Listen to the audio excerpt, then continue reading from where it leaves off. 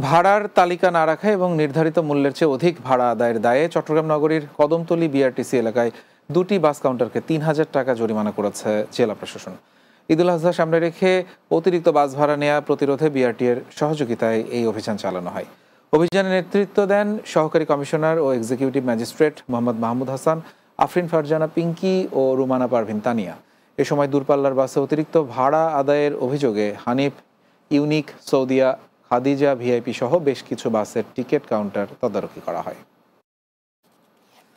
চট্টগ্রাম মহানগরীর আকবর শাহ থানার পূর্ব ফিরোজ শাহ 1 নম্বর ঝিল পাহাড় ও আশ্রয় কেন্দ্র পরিদর্শন করেছেন চট্টগ্রাম জেলা প্রশাসক ফরিদা খানম। রোববার রাতে পরিদর্শনকালে তিনি আশ্রয় কেন্দ্রে বাসিন্দাদের খোঁজ খবর নেন এবং সার্বিক বিষয়ে নির্দেশনা দেন। পরে তিনি 150 জনের মাঝে খাবার বিতরণ করেন। এ সময় অতিরিক্ত জেলা প্রশাসক সার্বিক, অতিরিক্ত জেলা প্রশাসক রাজস্ব, অতিরিক্ত জেলা প্রশাসক ভূমি অধিগ্রহণ, অতিরিক্ত জেলা ম্যাজিস্ট্রেট এবং জেলা ত্রাণ ও পুনর্বাসন কর্মকর্তা উপস্থিত ছিলেন।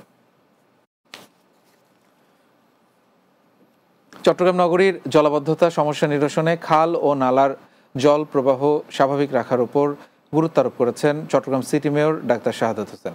সোমবার বীরজাখাল, মিয়াখাননগর, দামপাড়া, ওয়াসামোড়, জিইসি মোড়, কাপাসগোলা, আগ্রাবাদ, বাকলিয়া সহ নগরের বিভিন্ন এলাকায় পরিদর্শন শেষে তিনি এই কথা বলেন। মেয়র বলেন, চট্টগ্রামে টানা বৃষ্টির পরও নগর জুড়ে জলাবদ্ধতা না হওয়া একটি বড় সাফল্য।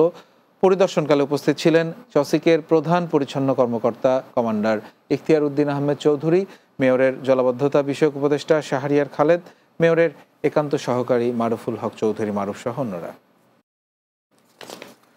চট্টগ্রামে বোয়ালখালীতে কোরবানির গরু চুরি করার সময় এক যুবককে হাতে নাতে ধরে পুলিশের কাছে সোপর্দ করেছে এলাকাবাসী। রোববার মধ্যরাতে বোয়ালখালী উপজেলার কধুরখিল লালার দিঘির পাড় এলাকায় এই ঘটনা ঘটে। স্থানীয়রা জানায়, 5 জনের একটি চোর চক্র অটোরিকশা নিয়ে গরু চুরি করার সময় এলাকাবাসী টের পেয়ে ধাওয়া করে। চোরদের 4 জন পালিয়ে গেলেও মোহাম্মদ ইলিয়াস নামে একজনকে আটক করে স্থানীয়রা। পরে তাকে পুলিশের কাছে সোপর্দ করা হয়। রাতের বাংলায় আরও একটা বিরতি নিচ্ছি, কিছুক্ষণ পরেই ফিরছি, আমাদের সঙ্গেই থাকুন।